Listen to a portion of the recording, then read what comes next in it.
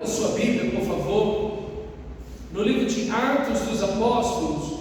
Nós estamos no capítulo 9, livro de Atos dos Apóstolos, capítulo 9, estamos no final deste capítulo. Na semana passada nós vimos como o livro tem alguns resumos, algumas conclusões que ele faz, e aqui nós vimos no versículo 31, na semana passada, essa conclusão maravilhosa: uma igreja que cresce, uma igreja que avança, tanto em tempos de guerra, de dificuldades, de lutas, como também em tempos de paz, ok? O livro até agora tem mostrado uma igreja que está avançando, mas está tendo dificuldades, está tendo oposições, lutas ela está enfrentando, e agora aquele que era o maior perseguidor, que encabeçou toda a perseguição contra a igreja, toda a hostilidade, Saulo de Tarso, foi salvo pelo nosso Senhor Jesus Cristo,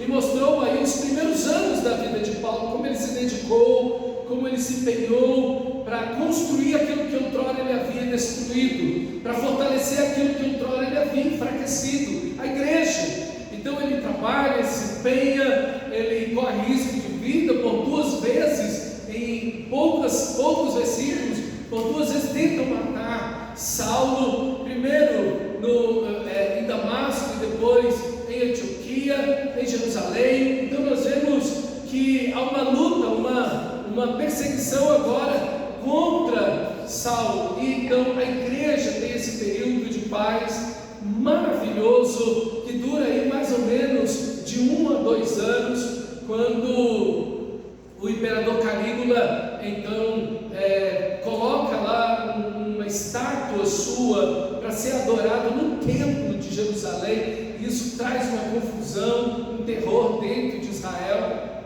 da nação de Israel, e os judeus deixam a igreja de lado um pouco, abandonam a igreja, de perseguir a igreja, porque agora eles têm o foco em lutar aí contra essa situação que o imperador Calígula tinha imposto a eles, a adoração a um deus ou ao próprio Calígula. E nesse período a igreja aproveita para crescer. Então essa é uma igreja que cresce em todo momento, em todo tempo. Ela cresce quando há tempos de luta, de dificuldades, de perseguições, de desafios, ela está crescendo.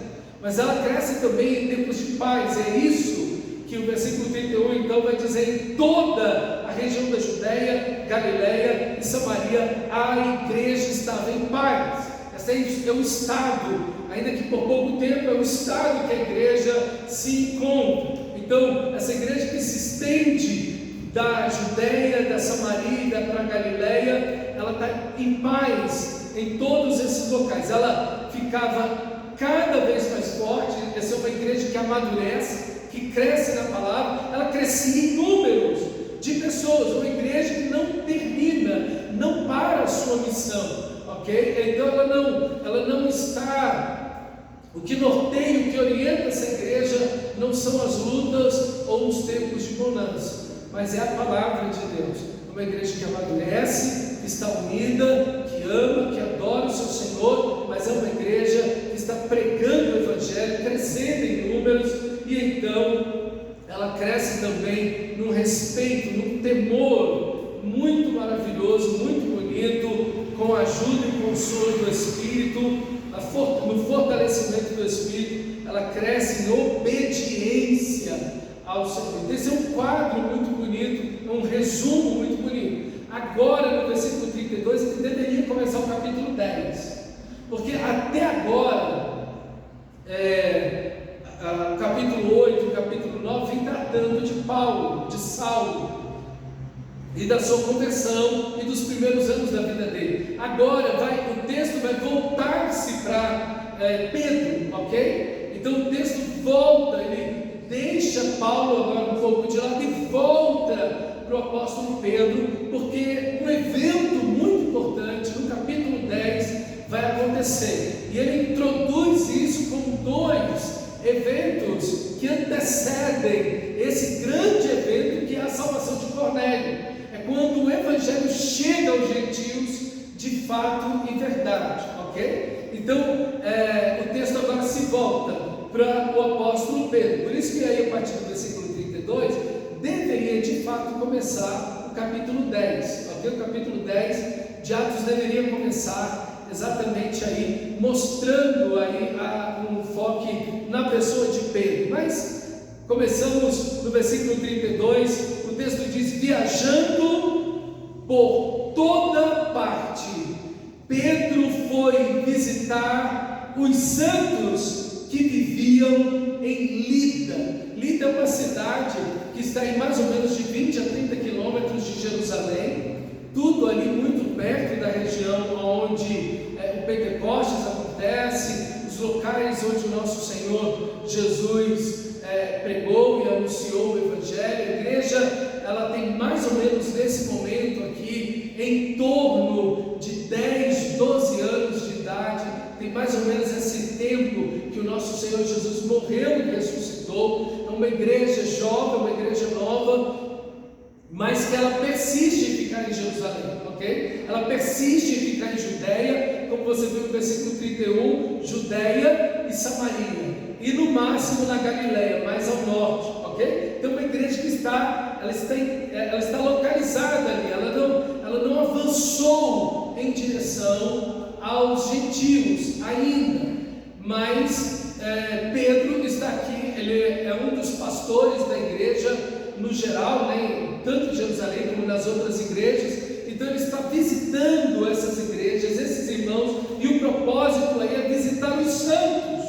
Ele está indo às igrejas, ele está fortalecendo esses irmãos, aproveitando o momento de paz. Ele está indo para pregar o Evangelho, fortalecer a fé desses irmãos, falar dos ensinamentos de Jesus. Ele está indo para edificar essas igrejas, ok? Então o propósito de Pedro aqui é esse: visitar os santos. E quando ele chega ali em Lida, ele encontrou, diz o versículo 33, um paralítico chamado Enéas, que estava acamado fazia 8 anos. Então a situação desse homem era muito triste. Ele estava paralítico, acamado há 8 anos.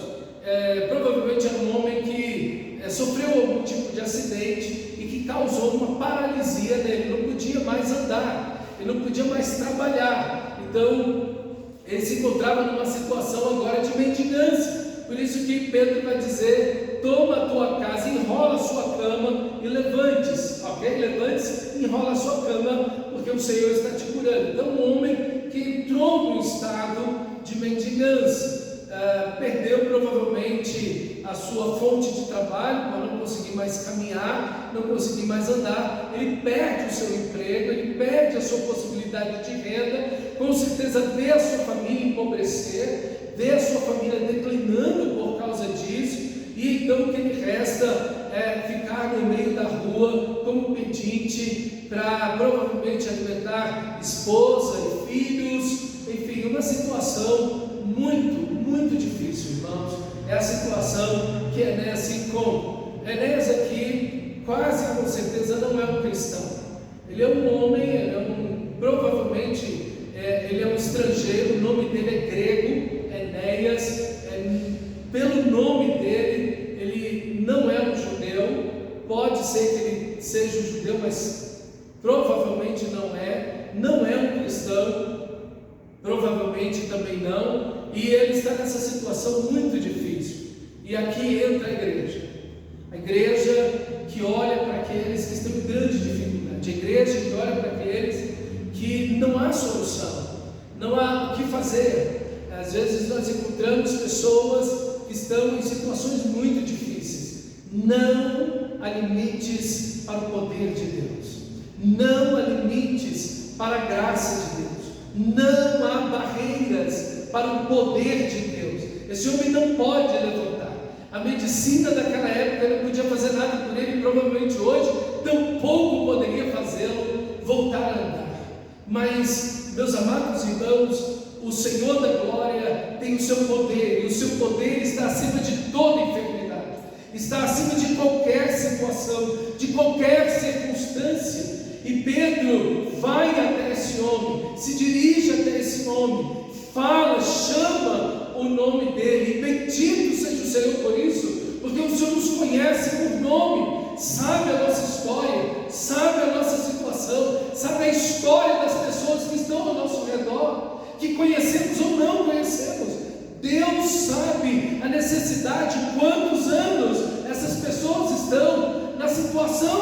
encontram. Deus sabe de tudo, meus irmãos, e nós podemos e nós devemos recorrer ao nosso Senhor e pregar o Evangelho e estender as mãos ao nosso Senhor e clamar por Ele, pela nossa própria vida, pela nossa família, mas também clamar a Deus e anunciar o Evangelho para essas pessoas que estão nessa situação. Você não tem em mãos o poder e a responsabilidade de mudar a vida das pessoas. Isso está em Deus, isso está no poder de Deus, mas a nossa responsabilidade é ir até essas pessoas. Elas estão paralisadas, elas estão estagnadas, elas estão impossibilitadas de vir até nós. Então nós vamos até ela, como o Senhor Jesus disse: ide e pregai o Evangelho a toda criatura, ide fazer discípulos de todas as nações. Então a igreja vai, a igreja se desloca, a igreja vai até essas pessoas. Alguém necessitado perto de você, alguém que precisa de ajuda, alguém que sofre perto de você, alguma família que está debaixo de tormento, de dor, de sofrimento. Meu irmão, é você que vai ser o instrumento de Deus para ir até aquele local, para anunciar o grande milagre, o maior de todos os milagres, a salvação em Cristo Jesus, o perdão de pecados, a mudança da vida. Então, irmão, aquilo que você está fazendo é uma obra maravilhosa. Aquilo que Deus te chama a fazer é uma obra eterna. É quando você se une com o Espírito de Deus para a salvação daquele que está perdido.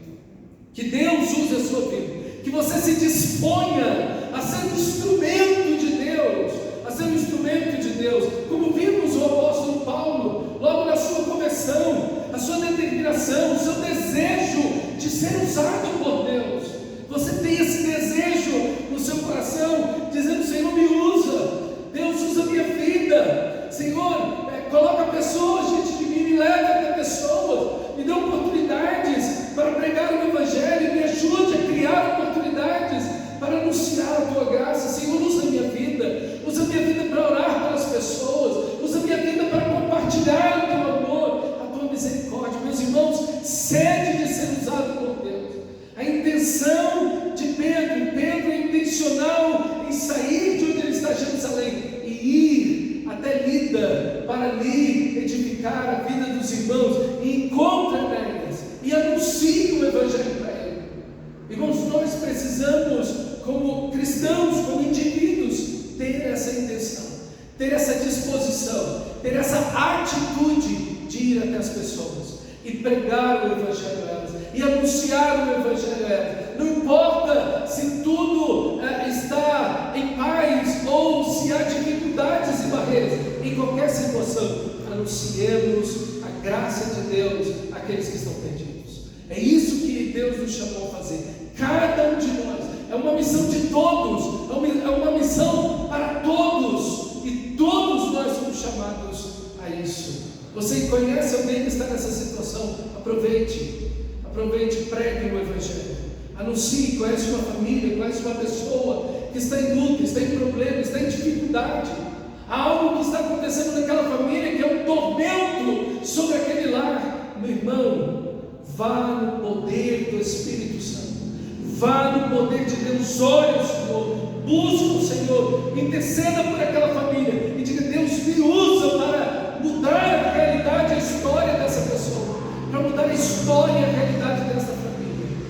Meus irmãos, que o mundo olhe apenas de si para si mesmo e seja egoísta, isso é extremamente natural. Que um não crente faça isso, isso é a coisa mais natural que existe, isso é da própria natureza pecaminosa. Mas nós não. Os cristãos devem ter um olhar para todo o sofrimento humano.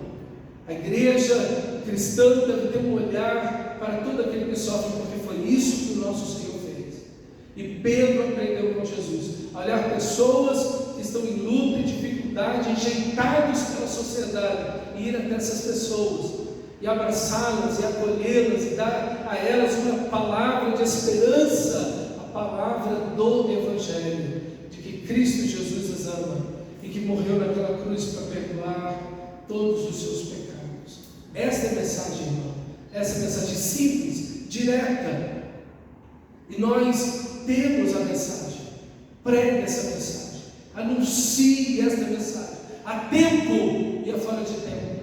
Quer ouçam ou não, pregue a palavra do Senhor. Essa é a palavra de Deus para o profeta Jeremias. Essa é a palavra de Deus para o profeta Ezequiel, Isaías. Em tempo e fora de tempo, pregue. Eles ouçam ou não, anuncie o Evangelho do nosso Senhor Jesus Cristo. E o resultado? Qual foi o resultado disso? Olha o versículo 34. Pedro lhe disse: Enéas, Jesus Cristo vai curar você. Levante-se e encolhe a sua cama. O homem está no meio da rua mendigando. Pedro se aproxima dele, chama esse homem pelo nome e diz: Jesus Cristo cura você. A responsabilidade não é sua, o poder não é seu, não somos nós que fazemos o milagre. Não, é o Evangelho que cura, é o Evangelho que liberta, é o Evangelho que liberta as pessoas, que transforma as suas vidas, que liberta dos vícios, que muda as famílias, que liberta do divórcio. É Ele que faz essa obra maravilhosa. Nós somos apenas o canal, o instrumento da graça de Deus. Que você possa se dispor como Pedro fez, meus irmãos, e ver Deus agir através de você. No aniversário da igreja estava aqui uma família que veio até nós no final do culto e abraçando aquela coisa toda e lembrando para a gente, para mim, dizendo: poxa, pastor, vocês estiveram no início da nossa vida cristã, nos primeiros dias, nos primeiros passos, nos primeiros meses, nos primeiros anos da nossa vida. Nós estamos enfrentando lutas terríveis como família, estávamos a ponto do divórcio, nossa vida estava de cabeça para baixo, oprimidos pelo diabo, por Satanás, envolvidos em feitiçaria, em uma vida totalmente em ruína. E vocês estavam lá, nos visitaram, foram à nossa casa, e estiveram conosco, e pregaram o Evangelho, nos ensinaram as Escrituras, e hoje nós estamos aqui. 30 anos quase já se passaram da nossa conversão, e nós estamos aqui, e nós devemos a Deus, mas a vocês, a nossa vida, o nosso casamento, a nossa família. Irmão, você olha para trás, até esquece de tanto que e quantas vezes Deus usou a sua vida, e a gente fica feliz por isso. Ser um instrumento da graça de Deus, ser um instrumento da misericórdia de Deus. Às vezes você encontra uma pessoa numa situação terrível, uma situação difícil, e você vê humanamente falando: não tem jeito, essa família não tem mais jeito, essa pessoa não tem mais jeito, esse adolescente, essa criança, esse jovem, esse homem, essa mulher, não tem mais jeito. Não há nada que se possa fazer com essa. Cristo pode, Deus pode. Não desista das pessoas, não desista, não abra mão das pessoas, porque o Evangelho é o poder de Deus para salvar todo aquele que crê. E Deus pode, Deus quer usar a sua vida. Disponha-se, vá às pessoas, chegue até elas, aproxime-se. Pastor, mas eu não sei o que dizer. Diga para elas que você está orando por ela.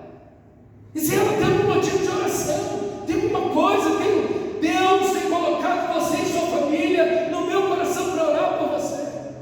Raríssimamente alguém vai olhar para você de cara feia e dizer: pare de orar pela minha família e por mim, eu não acredito em Deus.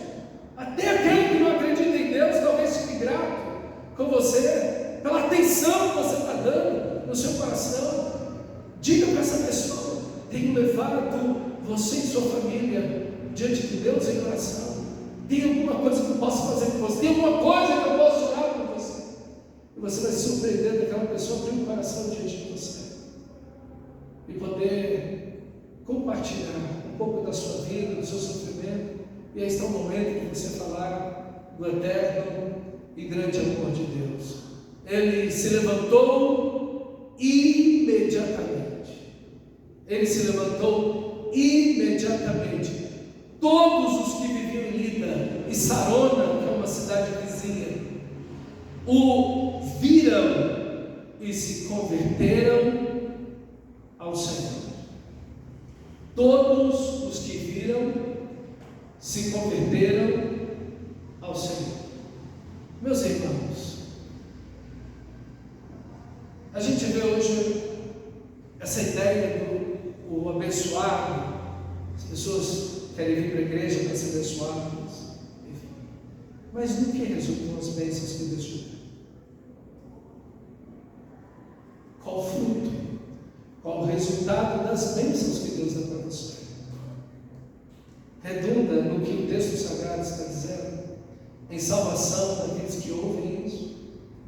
Você está testemunhando das bênçãos que Deus concede a você. Deus às vezes te concede bênçãos. Deus às vezes te concede livramentos.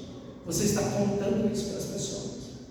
Você está compartilhando com pessoas não crentes as bênçãos, as maravilhas, os benefícios que Deus já fez e que Deus está fazendo na sua vida. Você está anunciando todos os que o viram creiam em Cristo. As bênçãos de Deus na nossa vida têm um propósito maior do que suprir as nossas necessidades ou nos fazer felizes. É a salvação daqueles que estão perdidos. A pessoa olhar para você, ouvir uma bênção que Deus deu para você, e você está compartilhando aquilo com humildade no seu coração, com dependência de Deus no seu coração. A pessoa olha e aquilo suscita fé no coração dela e diz: poxa, se Deus fez por essa pessoa, Ele pode fazer por mim. Poxa, o Deus que essa pessoa serve é um Deus vivo. Ele opera, Ele ouve a oração. Olhe por mim também. Preciso de um milagre na minha vida. E você vai poder compartilhar o milagre eterno para aquela pessoa, ou da salvação em Cristo Jesus. Cada bênção na sua vida será uma oportunidade para que outros ouçam do Evangelho. Infelizmente, o que se tem ensinado na maioria das igrejas hoje é a bênção para você, e ela fica em você. Ela não faz nada por ninguém, é só para mim e por mim. E não tem, isso não resulta em nada depois. Do que? Vai para onde? Você compartilha com alguém, você fala para alguém, suscita fé no coração de outro, você testemunha de Cristo, você fala do amor de Deus, da graça de Deus, e chega para as pessoas e diz: olha, eu não mereço nada de Deus, nunca mereci, não mereci, jamais vou merecer alguma coisa, mas Ele me amou, Ele me salvou, tem cuidado de mim, Ele é o meu pastor, Ele é o meu Senhor, Ele é a razão da minha vida, de eu dormir, acordar e levantar, e Ele tem feito maravilhas na minha vida. Quantas coisas Deus já fez por você? E por que você vai se calar? E por que você não vai contar para as outras pessoas das bênçãos que Ele tem feito agora? Irmão, cada bênção na sua vida tem um propósito: a salvação de outras pessoas, suscitar fé no coração de outras pessoas. Eu espero que você esteja contando para todo mundo daquilo que Deus já fez e tem feito na sua vida. E isso eu quero dizer para você, a vontade de Deus, para que outros ouçam e, como o texto diz, creiam em Cristo Jesus, sejam salvos. A cura, a libertação desse homem, o milagre na sua vida produziu salvação em 2 cidades. Quantas bênçãos Deus já fez na sua vida? Você já recebeu o milagre de Deus? Já foi curado? Recebeu algum milagre de Deus? As pessoas estão sabendo disso. Então conte, porque as pessoas precisam ouvir aquilo que Deus já fez na sua vida. Conte o seu testemunho. Fale para as pessoas do grande e eterno amor de Cristo Jesus. Que cada bênção na sua vida possa redundar em salvação de outras pessoas. Fé, para que outras pessoas se aproximem de Deus, do Deus que você está pregando, de Cristo Jesus, nosso Senhor. Amém. No versículo 36, no nosso texto sagrado, agora continua com uma outra situação. Olha o texto. Havia em Jope uma discípula chamada Tabita. Bonita essa ideia de discípula. Geralmente é discípulo, é um masculino. Aqui nós temos uma mulher que tem o mesmo título dos discípulos. Veja, a Bíblia não faz distinção alguma, ok?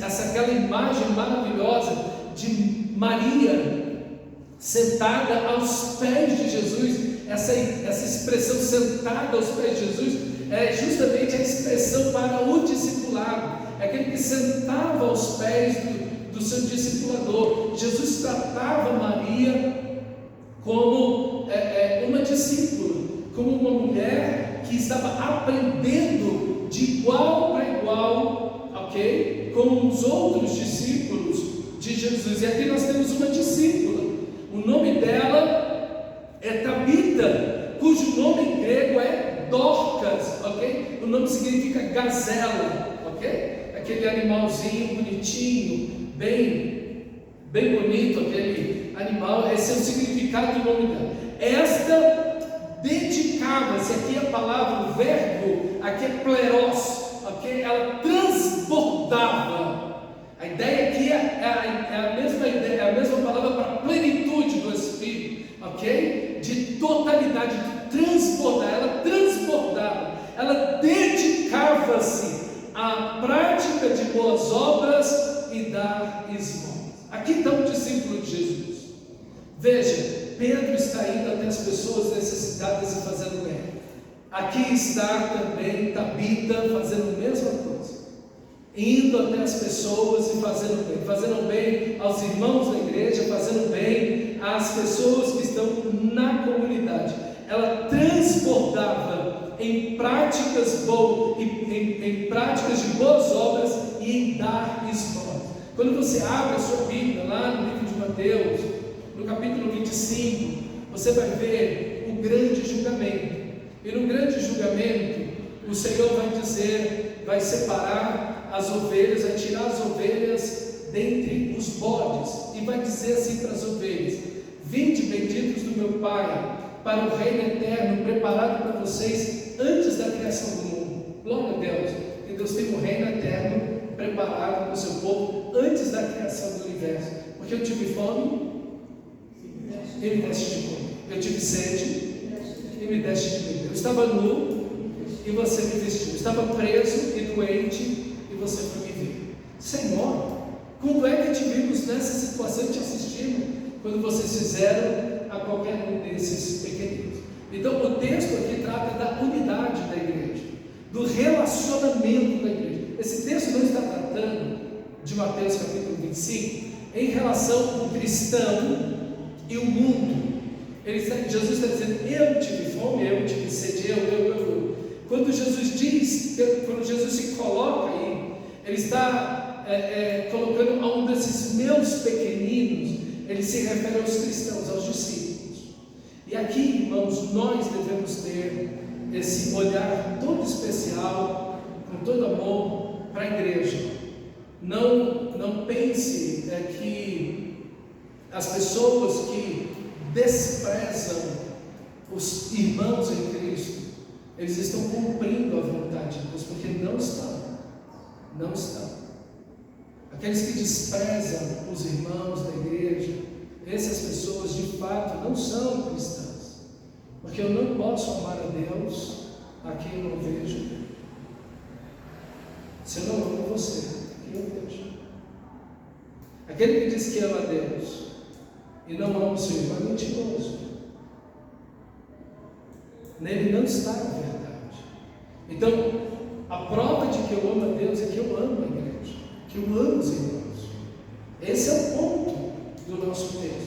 Veja, ela transborda, ela se dedica à prática de boas obras, e aqui é alguém que está servindo a igreja e de esmola, está ajudando as pessoas de fora também. Então, irmãos, aqui está o discípulo de Cristo, aqui está a ovelha que vai ouvir do seu Senhor: vinde benditos do meu Pai, entrai no reino eterno que está preparado para vocês antes da criação do mundo. Porque eu tive fome, tive sede, estava nu, doente, preso, e vocês me serviram. Então, aqui está o discípulo. É isso que o Senhor nos viu, é isso que o Senhor fez, e é isso que os discípulos estavam vendo o Senhor fazendo. Jesus andava por toda parte, fazendo o bem, curando os oprimidos de Satanás. Então nós temos no primeiro milagre um homem não crente, no segundo milagre um cristão, uma discípula de Cristo Jesus. E a característica é alguém que transborda da prática de boas obras e de dar esmolas. Meus irmãos, a prática das boas obras é algo extraordinário. Tito vai falar que Deus preparou essas boas obras para que nós andássemos nela. E Deus preparou isso antes da criação do mundo. E nos deu essas boas obras para andarmos nelas. Quantas boas obras temos em nossas mãos? Tabita, Dorcas, ela transborda de boas obras. A quem você está servindo? Quanto serviço amoroso, generoso, sacrificial você está fazendo dentro da igreja, para as pessoas que estão fora da igreja? O quanto você está servindo? Jesus diz: eu não vim para ser servido, mas para servir e dar a minha vida em resgate por muitos. Aqui está uma discípula que nós devemos nos inspirar nela. Meus irmãos, o mundo está dizendo para você: seja egoísta, pense apenas em si mesmo, pense apenas em você, no seu e na sua família. É tudo que o mundo está dizendo para você. E não está errado você pensar em si mesmo e na sua família, mas está errado você pensar só em si mesmo e só na sua família. Entende isso? O Evangelho nos leva para além dessas fronteiras. O Evangelho nos leva para além de nós mesmos. O Evangelho nos leva para além das nossas famílias, a quem Deus ama tanto, mas nos leva para além delas. Deus nos leva para o mundo inteiro. E é isso que Deus vai mostrar logo em seguida para Pedro. Mostrando: Pedro, existe um mundo de gente que não ouviu o Evangelho. Pedro não tem problema nenhum em orar por uma mulher que morreu e ressuscitar dentre os mortos, mas ele tem toda dúvida e questionamento diante de Deus para ir pregar o Evangelho para aqueles que não ouviram de Cristo Jesus ainda. Como o nosso coração olha, Pedro andou com Jesus, Pedro andou sobre as águas, Pedro tem experiências extraordinárias com Deus, é o pastor da igreja em Jerusalém, é um homem usado por Deus poderosamente. Deus já havia usado Pedro em curas e milagres extraordinários. Meus irmãos, mas ele tem resistência no seu coração em pregar o Evangelho. E eu quero dizer para você, meu amado irmão, que a vontade de Deus é essa. Deus deseja que eu e você sejamos abundantes, transbordantes de boas obras, que tenhamos muito a mostrar para o nosso Senhor, em gratidão, em serviço, em unidade, em amor para com os irmãos, para com a nossa família, para com a nossa comunidade, porque sem hipocrisia. Eu servi na igreja, não servi minha família, sem hipocrisia. Mas também não está certo eu servir a minha família e não servir a igreja. E está errado eu servir a igreja, a minha família, e não servir aqueles que estão do lado de fora precisando de Cristo. Você entende, irmão? Que nós não podemos nos limitar. E esse texto, esses dois textos nos preparam justamente para mostrar como Pedro está limitado tão somente a Jerusalém, Judeia, Samaria e Galileia. É tudo, ele só vai até aí. Quando o Senhor Jesus diz em Atos 1:8, até os confins da terra. Então veja, ele está limitado e é muito fácil para a gente ficar nessa mesma limitação. Mas nós precisamos, através das boas obras, nós precisamos, através do poder do Espírito Santo, anunciando o Evangelho, enquanto fazemos o bem, enquanto transmitimos o Evangelho às pessoas, enquanto compartilhamos o Evangelho, fazemos o bem às pessoas, fazemos o bem. As pessoas ficam naquela: não, a igreja só foi feita para pregar o Evangelho, ela não tem que fazer nada para ninguém, ela não tem que dar cesta básica, ela não tem que fazer nada, ela só tem que pregar o Evangelho. Está errado, está errado. Outros dizem: não, a igreja é o social, a igreja está aqui para dar esmola, a igreja está aqui para dar cesta básica, a igreja está aqui para defender a teologia da libertação dos oprimidos, porque nós temos que ver as pessoas tendo ascensão social, financeira. Está errado, a igreja não é isso. Por que você vai correr com uma perna só? Essa é a teologia do Saci Pererê. só um lado, só uma perna. Não, eu só prego o evangelho, eu não dou uma esmola, eu não dou um centavo a ninguém. O outro, não, eu não prego o evangelho nunca, mas eu dou cesta básica, eu ajudo as pessoas. Por que você vai fazer isso? Está errado. Você não tem nem que perguntar. Você corre com as duas pernas, trabalha com os dois braços. Você faz com as duas mãos. Usa os dois lados do cérebro. Então, nós, enquanto fazemos o bem, enquanto damos esmolas, enquanto praticamos boas obras, pregamos o evangelho. Não abrimos mão de um para o outro. Não deixamos de fazer nenhum e nem o outro. Enquanto fazemos o bem, pregamos o evangelho. Anunciamos a pessoa e a obra maravilhosa de Cristo Jesus. E as boas obras são uma grande porta para abrir o coração daquele que tem seu coração fechado pelo evangelho. As pessoas às vezes olham para a igreja e veem a igreja apenas pedindo coisas. Mas essas pessoas precisam ver uma igreja em ação, uma igreja que faz, que realiza, que se doa, generosa, pronta a servir, disposta a ajudar, cheia, transbordante de boas obras e esmolas. Assim é Tabita, assim é Dorcas, e assim deve ser cada cristão, assim deve ser cada igreja que segue a Cristo, que é discípulo de Cristo Jesus. Naqueles dias, versículo 37, ela ficou doente e morreu. O seu corpo foi lavado e colocado em um quarto no andar superior, como Lida, que era a cidade onde Pedro estava. Ficava perto de Jope, cerca de uns 30 quilômetros, olha o que é perto para eles, né? Um dia de caminhada, né?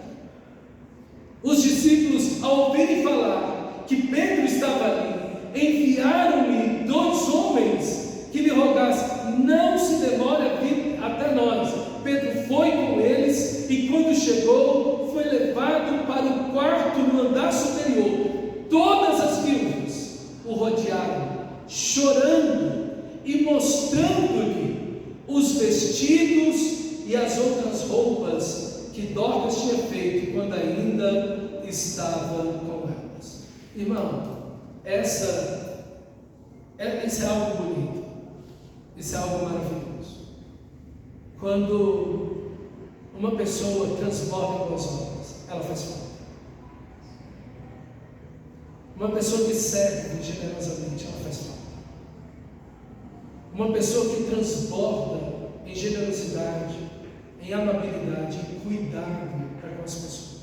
As viúvas da igreja rodearam Pedro, chorando e fazendo o quê? Mostrando os vestidos e roupas que Dorcas tinha feito. Ela usou seus talentos, suas habilidades, seus dons naturais, porque fazer vestido não é dom do Espírito.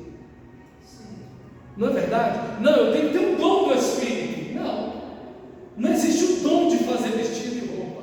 Não, vou dar um som de costureira. Não existe, gente. É um bobo falar um negócio desse. Mas vai ter alguém que vai dizer um negócio desse. A unção da costureira. Que besteira. Não, o talento natural dela. O que ela fez com o talento natural dela? Serviu o Senhor. O que você tem que fazer com os seus talentos? Quem te deu os seus talentos naturais? Quem te deu suas habilidades, suas capacidades? Quem foi que criou você com tudo isso? Não foi o Senhor? Não foram dons que Deus te deu? Então use os dons que Deus te deu para isso. Coloque teus diplomas, tuas habilidades naturais, coisas simples. Coloque no reino de Deus, coloque para a glória de Deus. Coloque isso a serviço da igreja, coloque isso a serviço da comunidade, coloque isso para a glória de Deus. Mas use a sua vida, seu tempo, seus diplomas para a glória de Deus. Dorcas é uma mulher que não está olhando para si mesma, ela está olhando para a igreja, ela está olhando para a sua comunidade, ela está olhando para além de si mesma. As viúvas, as pessoas da igreja estão mostrando o que ela fez.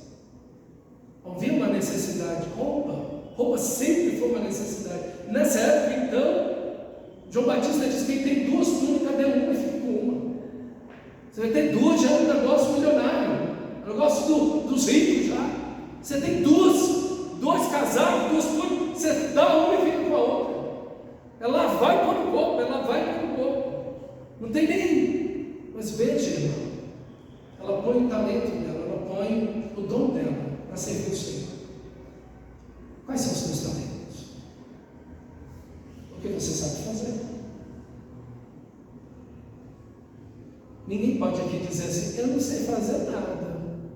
Eu não tenho talento nenhum. Não é verdade. Deus não te criou vazio. Deus não criou ninguém que choco. Aqueles ovos choco. Deus não criou ninguém assim.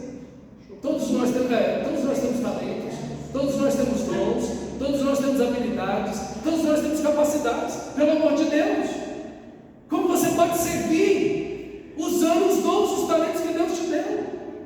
Use-os para a glória de Deus. Use aquilo que Deus te deu para servir as pessoas. Enquanto você serve, você testemunha. Enquanto você serve, você prega. Enquanto você serve, você abençoa a igreja, abençoa os irmãos. Enquanto você serve, você abençoa a comunidade. Bendito seja Deus. Use sua vida, use o seu tempo. O Evangelho nunca nos ensinará a ser egoístas. Esse Evangelho que é pregado por aí hoje do egoísmo, onde você pensa em você mesmo e só em você, e você tudo pensa em você e na sua família. É você e sua família. Não, irmão. Transporte para além. Olhe, Dorcas, as viúvas da igreja estão indo lá. As pessoas da igreja, da comunidade, estão indo lá. E vendo que essa mulher está servindo os outros, você naturalmente já sabe a sua família. E tem que servir, porque é a vontade de Deus.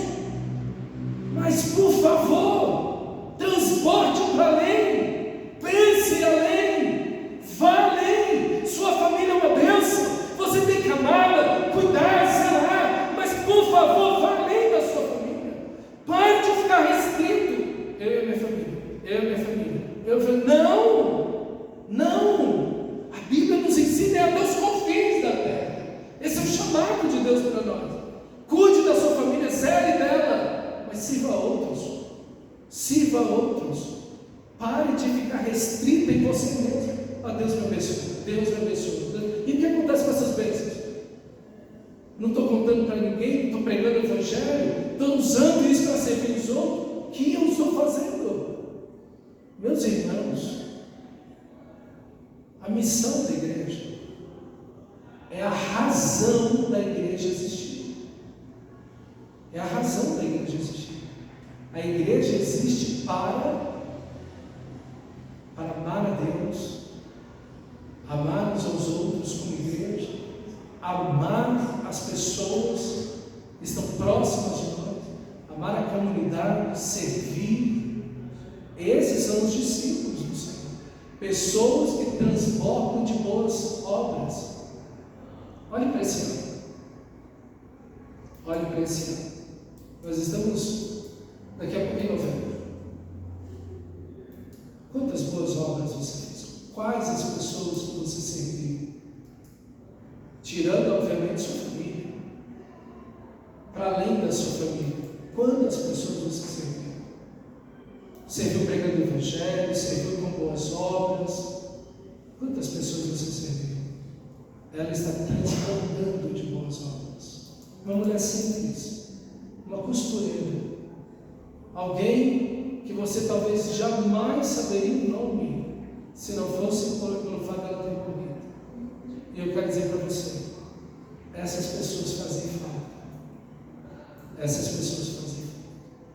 As pessoas têm que chorar no dia que foi enterrar gente, sabia? As pessoas têm que chorar quando foi enterrar gente. E dizer, meu Deus, olha essa pessoa que morreu aqui. Essa pessoa cheia de amor, de generosidade. Uma das pessoas mais amorosas e generosas que eu conheci na minha vida está aqui. E as pessoas chorarem. E dizer, olha, se tem uma pessoa que se dedicou por Deus, pela obra de Deus, que serviu, que amou, que fez no reino de Deus, que se esforçou, que se gastou por Deus, pela igreja, está aqui. E as lágrimas de muitos, quando nós partimos, como Dorcas partiu, o que as pessoas vão apresentar para Deus? Porque apresentar o papel, olha aqui, é o que ela fez. Quando nós partimos, o do que as pessoas vão apresentar para Deus,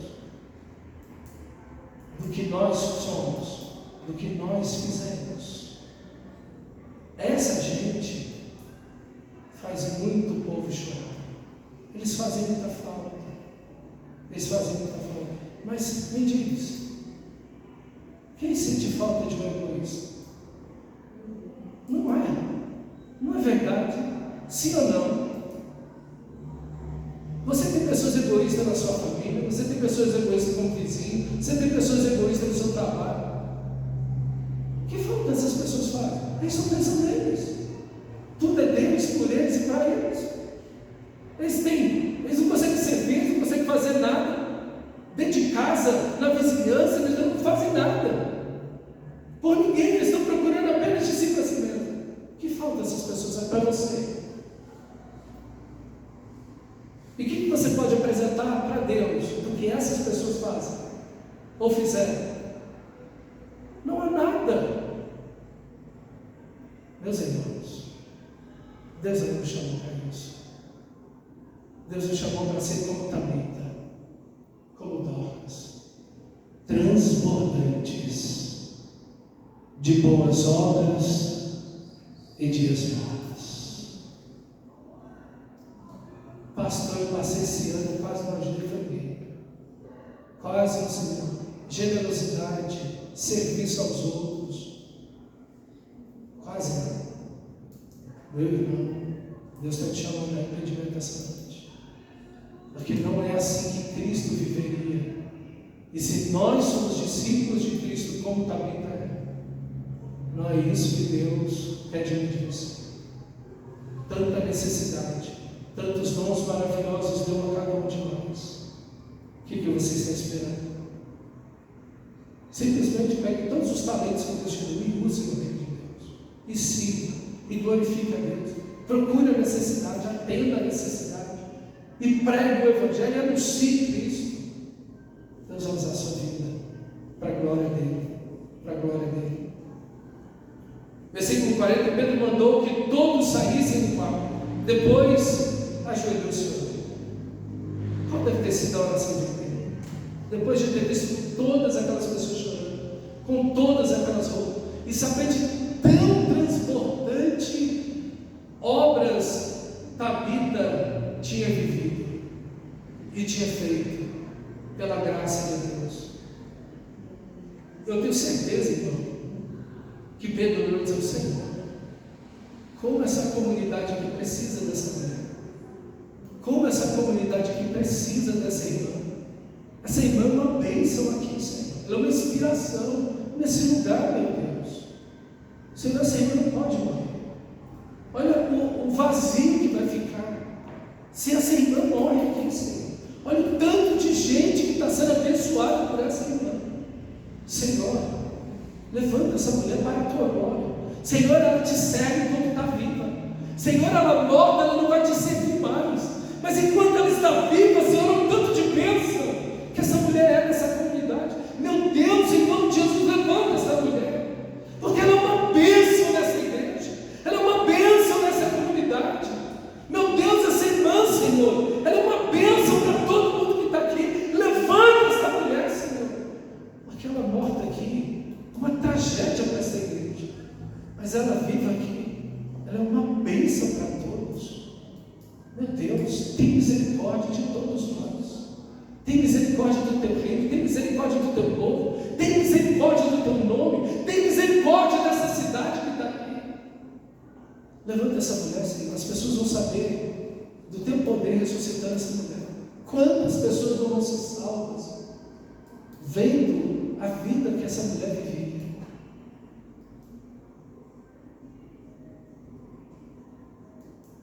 Voltando-se para a mulher morta, disse: Tabita, levante-se. Ela abriu os olhos e, ao ver Pedro, sentou-se. Tomando-a pela mão, ajudou-a a pôr-se em pé. Então, chamando os santos, a igreja, linda essa expressão, como os crentes são identificados na igreja, os santos, aqueles que estão caminhando em direção à perfeição em Cristo. Estão buscando ser mais parecidos com Cristo. Isso é santidade. Santidade é perfeição, mas a gente não é santo, no sentido de sermos perfeitos, mas caminhamos nessa direção de sermos mais parecidos com Cristo. Então, chamando os santos e as viúvas que mais sentiram a falta dela, apresentou-a viva. Então, este fato se tornou conhecida em toda a cidade de Jope. E o resultado? Muitos creram no Senhor. Que tudo na sua vida, que cada bênção na sua vida resulte nisso. Muitos conheciam o Senhor. Muitos conheciam o Senhor pelas roupas que ela fazia, pelas esmolas que ela dava. E não quer dizer que era uma pessoa rica ou habilidosa, mas era uma pessoa generosa. Muitos conheceram o Senhor pelas suas boas obras, mas também muitos conheceram o Senhor pela sua vida, a ressurreição. Agora eu te pergunto, se essa mulher transbordava de boas obras, imagine como ela vai viver depois dessa ressurreição. Imagine a vida que ela vai viver depois de ter atravessado o rio da vida e encontrado o Senhor, ainda que por poucos instantes. Encontrou a Cristo Jesus, olhou nos seus olhos e viu toda aquela glória. E Jesus olhou para ela e disse: filha, você ainda é muito necessária para mim hoje. Volta, volta, volta.